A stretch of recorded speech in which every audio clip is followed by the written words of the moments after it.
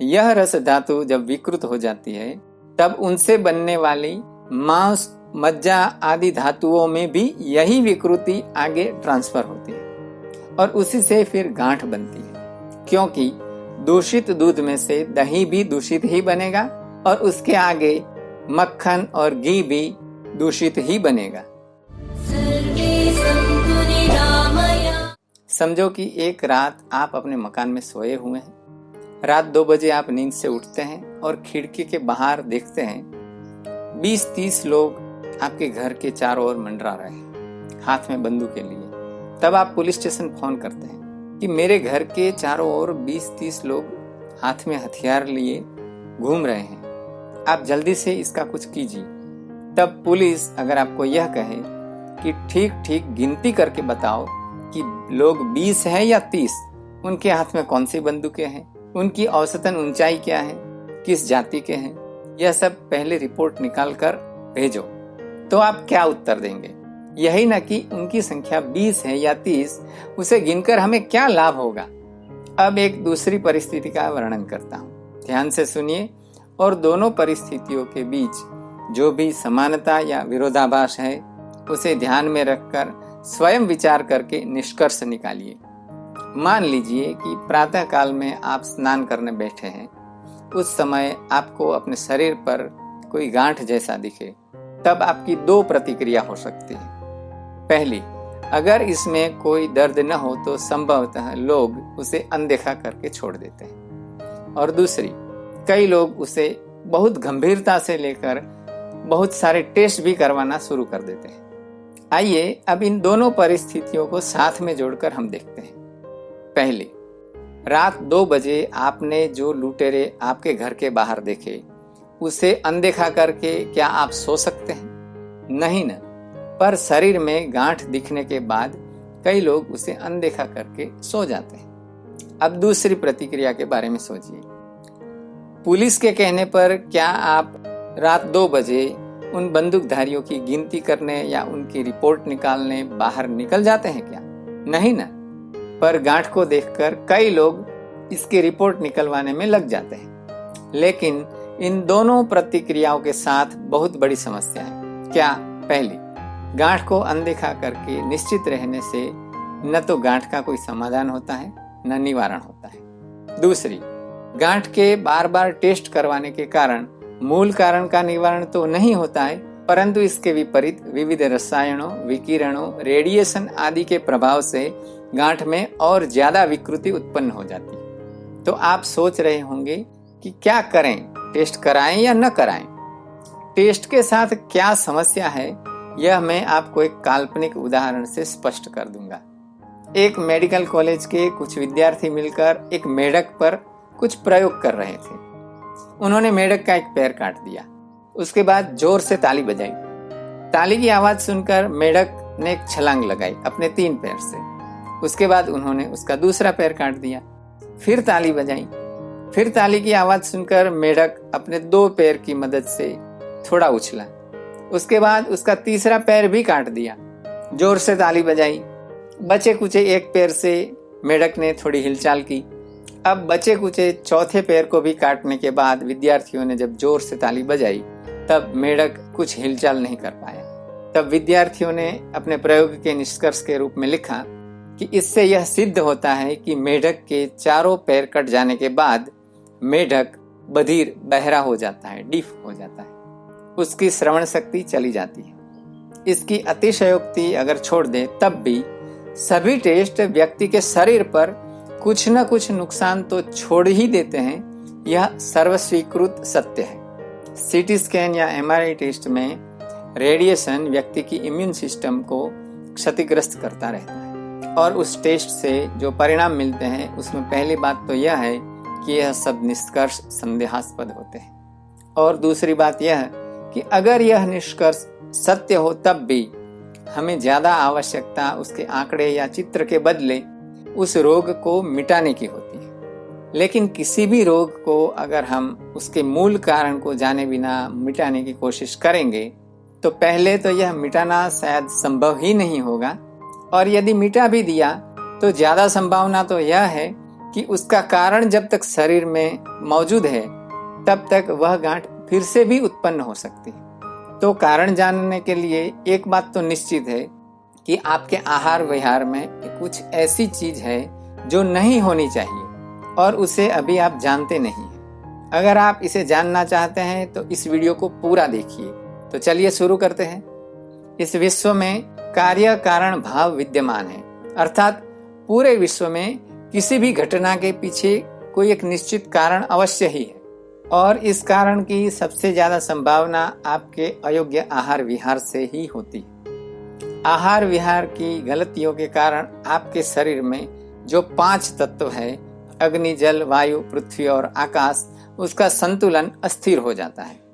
उस अस्थिरता के परिणाम स्वरूप सबसे पहले बनने वाला रस तत्व भी दूषित हो जाता है और उनके स्वरूप में भी विकृति आ जाती है और यह विकृति उनसे आगे बनने वाले सभी तत्वों में भी हस्तांतरित होती रहती है। जैसे दूध में से दही, दही में से मक्खन, फिर घी बनता है, वैसे ही रस में से रक्त, मांस, मज्जा, अस्थि आदि बनते हैं। यह रस धातु जब विकृत हो जाती है तब उनसे बनने वाली मांस, मज्जा आदि धातुओं में भी यही विकृति आगे ट्रांसफर होती है और उसी से फिर गांठ बनती है, क्योंकि दूषित दूध में से दही भी दूषित ही बनेगा और उसके आगे मक्खन और घी भी दूषित ही बनेगा। एक आश्वासन यह है कि हमारे शरीर के निर्माता ने यह प्रक्रिया ऐसी बनाई है कि इसके हर पड़ाव पर यह हमें चेतावनी देती है। एक उदाहरण से आप यह समझ पाएंगे। समझो कि आप अपने मित्रों के साथ कहीं घूमने गए हैं। मार्ग में एक पकोड़े वाले का ठेला नजर आता है और पकोड़े खाने की इच्छा से सब वहां रुककर गरम गरम पकोड़े खा लेते हैं। बहुत स्वादिष्ट भी लगते हैं, लेकिन पकोड़े वाले ने कल का बचा हुआ मसाला उसमें डाल रखा था और उसमें थोड़ा फूड पॉइजनिंग भी हो गया था, जो आप में से किसी को भी पता नहीं था। लेकिन पकोड़े खाने के आधे घंटे के बाद आप सबको बारी बारी से उल्टी होना शुरू हो जाती है। तभी आप लोगों के ध्यान में यह आता है कि यह सब तो उस पकोड़े के खाने के कारण हुआ है। यह है शरीर के द्वारा दी गई आपको सबसे पहली चेतावनी। ऐसे ही जब कोई व्यक्ति पहली बार सिगरेट पीता है तो उसे खांसी आ जाती है, शराब पीता है तब उल्टी भी हो जाती है। लेकिन अगर किसी व्यक्ति को उस पकोड़े का स्वाद बहुत अच्छा लगा तो वह उस चेतावनी को अनदेखा करके हमेशा उस पकोड़े वाले से अगर पकोड़े खाने चालू कर दे तो शरीर उस पड़ाव पर चेतावनी का सिग्नल स्विच ऑफ करके उस सिग्नल को उसके आगे के पड़ाव पर ट्रांसफर कर देता है। माने उस आहार से बनने वाले रस, रक्त, मांस इत्यादि पड़ाव पर बारी बारी से चेतावनी को आगे आगे ट्रांसफर करता जाता है, जिसे आप गांठ कहते हैं। कंप्यूटर या मोबाइल का उपयोग करने वालों के लिए एक और सरल उदाहरण, जैसे माइक्रोसॉफ्ट के वर्ड प्रोग्राम में यदि आप लिखना चालू करते हैं और कुछ गलत स्पेलिंग लिख देते हैं तो उसके नीचे एक लाल रेखा खींचकर आ जाती है और उस शब्द पर राइट क्लिक करने से कंप्यूटर का प्रोग्राम आपको 2 विकल्प दिखाएगा। या तो आप उस गलत वर्तनी को सुधार कर फिर से लिख दो या उसे अनदेखा कर दो, इग्नोर इट। ऐसी व्यवस्था एक सामान्य मनुष्य, सामान्य कंपनी अपने प्रोग्राम में अगर रख सकती है तो उससे तो कहीं बढ़कर यह शरीर ईश्वर ने बनाया है और उसने उससे कहीं बढ़कर एक व्यवस्था अपने शरीर में बाय डिफॉल्ट रखी हुई है। जो व्यक्ति उस व्यवस्था को, उसकी भाषा को समझता है, वह व्यक्ति इस शरीर से ज्यादा और अच्छा काम ले सकता है। लेकिन जो ऐसा नहीं करेगा उसे उसके अगले स्तर पर इससे कहीं और ज्यादा गंभीर समस्याओं का सामना करना पड़ सकता है। जैसा अभी हम देख रहे हैं, शरीर में किसी जगह पर गांठ का बन जाना इत्यादि। यह तो हो गया गांठ बनने का कारण। इसका उपाय के लिए क्या करेंगे? 2 स्तर पर इसके उपाय करने पड़ेंगे, एक आंतरिक और दूसरा बाह्य। आंतरिक माने भोजन में परिवर्तन और दूसरा बाह्य माने जिस स्थान पर गांठ है उस स्थान पर उपाय। पहले देखेंगे आंतरिक उपाय, माने भोजन में। उसमें भी 2 प्रकार के उपाय करने पड़ेंगे। भोजन में क्या लेना है और क्या नहीं लेना है। तो पहले यह जानते हैं कि क्या लेना है। उठने के पश्चात तुरंत 1 इंच अदरक का टुकड़ा, 9 बिली पत्र माने बेल पत्ते और 9 तुलसी पत्र 1 गिलास पानी में उबालकर आधा ग्लास रहने पर उसे छान कर पी ले। अब जान लेते हैं क्या नहीं लेना है। सबसे पहले आज से ही आपका भोजन आधा कर दें। उसके 2 परिणाम आएंगे। पहला, भोजन को आधा करने से आपके भोजन में जो भी गलती है वह भी आधी हो जाएगी और शरीर को आधी गलती का ही सामना करना पड़ेगा। उदाहरणार्थ, जैसे रणक्षेत्र में आपके दुश्मन का संख्या बल अगर आधा हो जाए तो आपके अपने संसाधन बाकी किसी और मोर्चे पर भेजकर उस क्षेत्र में विजय प्राप्त कर सकते हैं। उसी प्रकार भोजन को आधा करने से शरीर का पूरा तंत्र आधी गलतियों से बहुत जल्द ही निपट लेता है और बाकी बचा समय और शक्ति अपने स्वयं सुधार तंत्र को, ऑटो हीलिंग सिस्टम को, सेल्फ रिपेयरिंग सिस्टम को दे देता है और उसी का उपयोग करके आपका शरीर, उसका स्वयं सुधार तंत्र गांठ बनने वाली प्रक्रिया को, उस चक्र को उल्टा घुमाना शुरू कर देता है और उस प्रक्रिया के परिणाम स्वरूप आप उस गांठ से मुक्ति पा सकते हैं। इस प्रक्रिया को जैन धर्म में उणोदरी व्रत कहा गया है और यह उनके धार्मिक जीवन का एक भाग है। उण अर्थात अधूरा, कम, जैसे 29 माने 30 से कम, और उदर का अर्थ है पेट, माने पेट को पूरा नहीं भरना, अधूरा ही रखना, वह उणोदरी। इस प्रक्रिया को जापान के योशिनरी ओशुमी नामक वैज्ञानिक ने ऑटोफेजी नाम दिया है और उस संशोधन के लिए उसे 2016 में नोबेल प्राइज भी मिल चुका है। आप यदि चाहें तो उसे स्वयं गूगल करके देख सकते हैं। आसान भाषा में अगर आपको समझाऊं तो शरीर को जब भूखा रखा जाता है तब शरीर अपने अनुपयोगी कोशों को ही भोजन बनाकर उसी गांठ को समाप्त कर देता है। तो आप भोजन को 2 प्रकार से आधा कर सकते हैं। पहला, पूरे दिन भर कुछ न खाएं, मात्र सांझ का ही भोजन लें। ऐसा अगर नहीं कर सकते तो दूसरा मार्ग दिखाता हूं। अभी आप जिस समय जितना भोजन करते हैं उससे आधा भोजन करना है।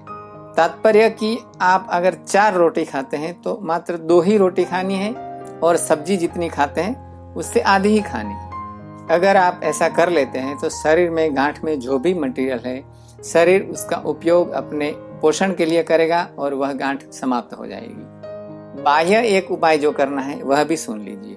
1 चम्मच सहजन के बीज, 1 चम्मच मूली के बीज, 1 चम्मच सरसों, 1 चम्मच इंद्रजौ और तुलसी के 9 पत्ते, इन सबको मिलाकर भैंस की छाछ में पीसकर लेप जैसा बनाकर उसको गांठ पर लगाए रखें। उसको अगर आप 24 घंटे लगाकर नहीं रख सकते तो रात रात में लगाए रखें। ऐसा कब तक करना है? 1 महीने तक। यह दोनों उपाय अगर आप सतत 1 महीने तक करते हैं तो आप इस गांठ से बिना कोई सर्जरी, बिना कोई दवाई आसानी से, सरलता से मुक्त हो सकते हैं। और अगर आप व्यक्तिगत मार्गदर्शन चाहते हैं तो दिए गए नंबर पर व्हाट्सएप या कॉल कर सकते हैं। तो स्वतंत्र मानवी चिकित्सालय से मैं डॉक्टर मुकेश पटेल आप सबके स्वास्थ्य की शुभकामना करते हुए सर्वे संतु निरामया। धन्यवाद।